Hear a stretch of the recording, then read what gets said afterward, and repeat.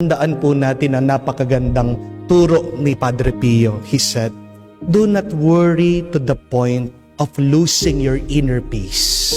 Pray with perseverance, pray with sincerity, pray with calmness, pray with faith."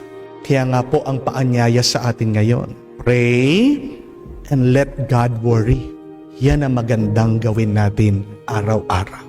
Magdasal ka, hayaan mo ang Diyos siyang mag-alala. Bakit kailangan ang Diyos siyang mag-alala? Kasi siyang may gawa sa iyo. Siyang may gawa dito sa mundo. Kung merong problema sa iyo, kung merong problema sa mundo, wag mo lang isasarili yan. Hindi ka ginawa ng Diyos para magkaroon ng maraming problema. Tandaan mo, ginawa ka ng Diyos para mahalin ka niya at para mahalin mo siya. Yun lang dapat ang ating ipag-alala sa buhay.